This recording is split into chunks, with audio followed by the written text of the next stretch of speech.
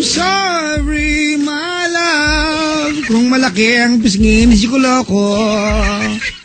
I'm sorry, my love. Kung matabang daliri ni Biboy Bibo. Ganon talaga sila pinanganak. Bukas gaganti, sabi may tahi ako. Uunahan ko na sila, mga kaibigan. Marami akong tahi sa katawan. Ano kayo? Uy, hilong nga pala kay Dennis, ha? Huwag ko daw sabihin. Basta, madami naman Dennis sa mundo, di ba? Naku, ayaw. Ang request niya sa akin, ha? Dati. Hindi. Dennis, ano yun, Gaya ng dati yun, Gaya ng dati, di ba? Yun, di ba? Title Gaya ng dati. Dati-rati, mga pangako mo'y kandungan ko't nakas. Chico Loco, alam mo ba kantang Dati-rati? Alik ka rin, dali, kamanta ka dito. May special akong kaibigan. Ayaw kong sabihin pangalan niya, ha? Dennis, walang apelido, yun lang. Marami nung Dennis sa mundong ito. Kantahin mo lang yung Dati-rati. Total, merge naman tayo. Dito ka. Maganda to. Sample, ha? Chico Loc. Mga kaibigan, makinig kayo sa kabilang stasyon pag asawa na kayo sa akin. Anong programa nyo doon? Yes Diaries yung programa namin doon. Actually, yung sunod kong portion sa inyo ko ginaya. Yung book 2. Talaga? Diba? Yes Diaries kayo, book 3 na kayo. Kung walang kwenta yung book 3, book 2 gusto ko. Kaya doon ako gumaya. Magbabasa akong sulat ngayon. Wow. Ganda yan. Wala naman talagang silbi yung programa. Parang ako lang din dito, walang kwenta. Magkakaalaman na tayo. Asan yung partner mong malaki ang daliri? Wala. Andun. Hindi pwedeng magkaroon ng touchscreen na siya. Hindi pwede. Tumunog pa to. Tumunog pa. Si Sir Willie yan. Natitense ako. Natitense ako sa ilon. Kantahin mo ang Dati-rati, dali. Kaibigan, kasama ko po ito. Ano ba yung lyrics na? Hindi ko alam. Dati-rati. Dali. Dati-rati. Ayan, ha. Laman ng puso mo ay ang pangalan ko. Ano? Lagi ako sa isip mo. Ang galing mo. Ha? Tuloy mo yan. Album to. Ako po ang pinakamagaling na kumanta na DJ dito sa Yes FM tsaka sa Love Radio, ha? Hindi ka naman mayabang. Pero humble ako. Pero 50% humble ako, 100% cute, Papa Jack. Pero bakit ako'y may gig ng pagkanta? Hindi ko alam. Tama na, itigil na natin ito. Mga kaibigan, from our sister station, we have Chico Loco. Ayan, yung DJ po na pag ngumiti walang mata. Nga! Ang ganda ng boses na, nakakairita lang. Dati-rati, ganyan pala yun. Laman ng puso ko'y ang pangalan mo. Pati ang birth certificate. Ngunit ngayon, kailangang mag-request sa NSO hotline.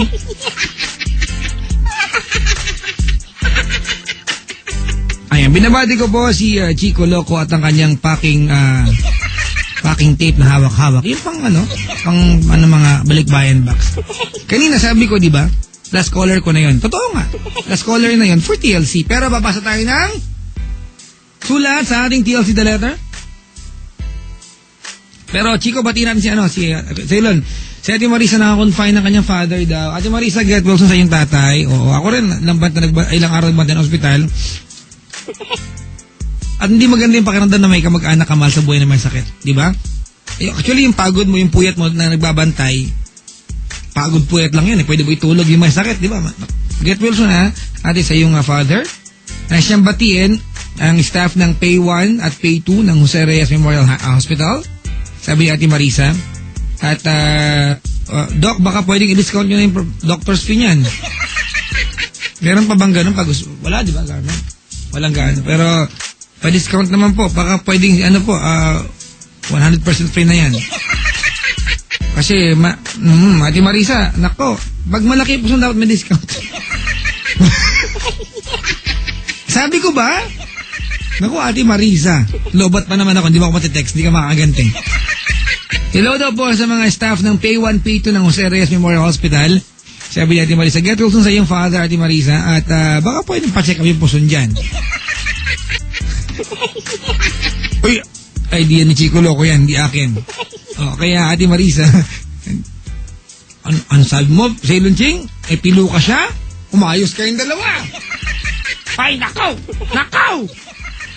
Ay! Natakat-tingong ko na ako. Ay, naapaw. Magkakanat na siga. Yun lahat po na. Kahit yung mga nurses, security guards, staff, billing, yung billing department, yung admitting department ng Manila Adventist Medical Center, nakasubaybay sa atin. Napabali sa akin, hindi ko na nadala eh. Bukas po, babawi ako ha. Kasi yung cellphone ko lobat ngayon eh. Binabati ko, hindi ko maiisa-isa ngayon. Yung security guard at saka yung parking attendant na nagbigay sa akin ng papel kanina, hindi ko na mabati ngayong pre kasi pasensya ka na dahil lobat ako at hindi ko nadala yung papel ngayon ha. Nakain ko yata. Anyway mga kaibigan, dadako na po tayo sa aking bagong portion na pinamagatang mga kaibigan. Ito po yung ginaya ko po sa Yes Diaries na book 2. Oo, book 2. Kasi yung book 3, ako grabe. Wala naman talagang papala sa na yan, ha? Yung book 3. O yung bagong host niyan, yung dalawa, nag-trip lang yun. Dati baklaan lang yung portion nila eh. O, nagpapanggap sila mga bading para may-intriga ba? Si Chiki tsaka si Bibi, pero hindi bumenta. Ito ngayon, experimental. Pero, ganun pala Chico Loco, pag ang programa nag-a-advise ka, tumataba ka. Hindi ko alam. Ako tumaba ako sa programang to. Ay mga kaibigan, opo, tapos na po sila sa SF, hanggang 12 lang po yung dalawang yan. Tama, dyan po nilipat yung DJ namin sa Love na hindi namin kayang bayaran talent fee. Mayaman ng ESFN. Nilipat doon si Kristen Dera. Oo, nag-post yan sa Facebook kailan lang ha. Nakalagay, ang laki ng mata ko, Newtones. Nakalagay. Di naman kailangan sabihin, kailangan pa ipangalandakan, Mga kaibigan, dadako na po sa ating portion na pinamagatang The Letter.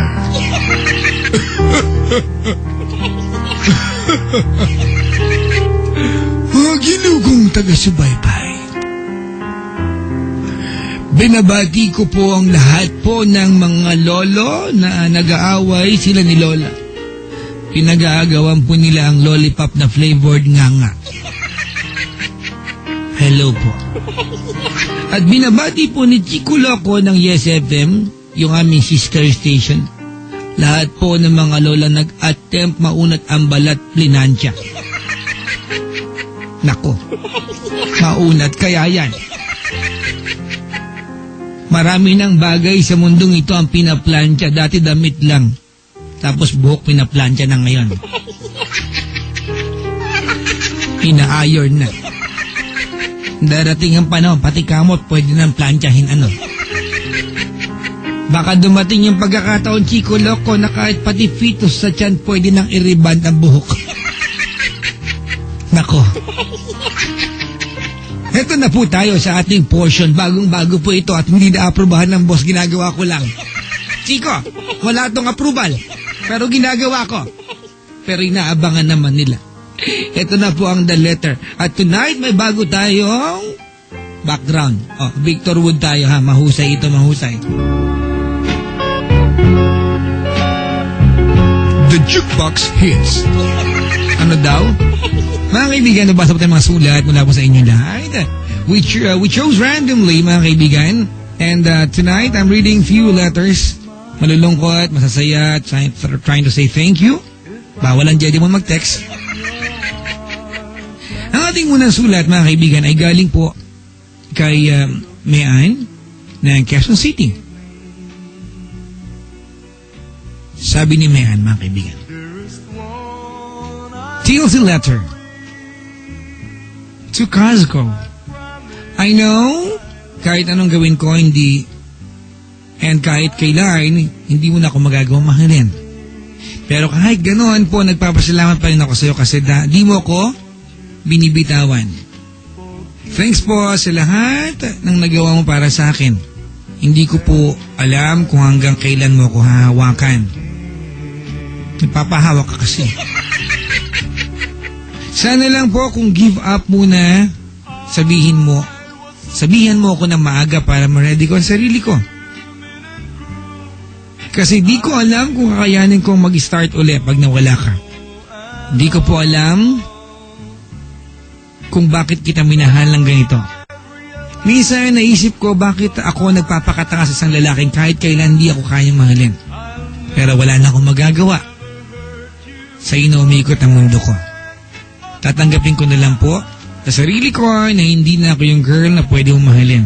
Makukontento na lang ako sa kanong meron sa atin ngayon. Take care always. Cause dito lang ko lagi para sa'yo. From Man of Quezon City. Now, we get next letter coming from Rachel. Dear my best friend Summer, gusto ko lang sabihin sa lahat nakikinig ngayon na happy birthday. I'm so happy and proud to be your best friend. And I love you so much, my friend, and thank you for being there always for me pag may problems ako. Maski ikaw, sana hindi ka na ulit maglayas. Pinibisto mo pa eh. Kasi di ko kaya na mawala ka. Wala akong makausap. Basta, maligana ang bati sa'yo. It's your pretty friend, Rachel. Yan, di ba? Tumawag ka para purihin ang sarili mo. Pretty friend, ewan. Kaibigan, meron tayong next letter dito. Galing naman to kay MJ Tadefa of San Pedro. To my one and only kulit angel Grace Arsua. Nabasa ko yata last night to. Nabasa ko to. Dala ulit. Basahin natin ulit. I'm happy that I have you in my life. Thank you for all that you've done for me. I don't know what's gonna happen tomorrow if you're not there. Thank you for the love and care you gave me. I just want to greet you happy 29th anniversary. You're the best gift God gave me. I love you so much. Thank you for stepping in my life. I wish that more miseries to come. I love you more than myself. Thank you so much. This is your one and only Kulit MJ Tadefa, San Pedro, Laguna. 1-year-old na siya. Salamat na binigyan mo ko ng anak. Okay lang sa akin at naiintindihan kita. Di mo din kami kayang buhayin ng bata kaya tayo nagkahiwalay. Salamat sa lahat. Sa lahat-lahat. Mahal ko ang anak natin. Pero nawala na ang pag-ibig ko sa'yo. Ingat ka palagi. Love, Kate. Kita mo kalokohan ni Kate. Nawala yung pagmamahal pero love cuts Kate pa yung dulo. Ewan. Mga kaibigan, I've got last 2 letters after this. Tawag kay saan, Papa Jack's Wild Confessions. Second to the last letter coming from BJ. Letter to the girl who made my life complete and perfectly happy. Yam-yam ko.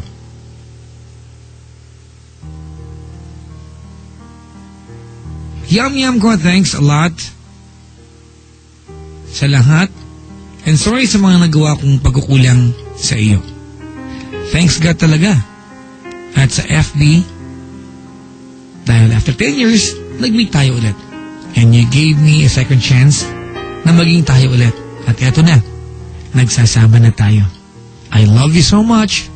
Hindi ko na po alam kung paano mabuhay nang wala ka. Ikaw ang lahat sa akin. Alam mo yan. Na-prove ko po yan sa'yo. Happy 8th Mansari. Mahal na mahal kita. Sobra. Love, BJ. Ceylon, Chico Loco. Huwag mong gayahin to, Chico, ha? Corny to, huwag nyo nang gayahin sa yes. I'm just about to read the last letter, mga kaibigan. I invite everyone to send me your letters tomorrow. Ang format Love Radio space TLT space letter. Your letter. And then, send that to 2600. Mga kaibigan, after this, I'll play a song for our last letter. And then, after one set of songs, call me for Papa Jack's Wild Confessions. Huling letter po coming from Des. Dear mine, Alan Cruz. It seems that I don't know myself now. All I know is you're the reason why all these changes happened. And everything that I might harm it might harm me in the future. As long as I'm happy,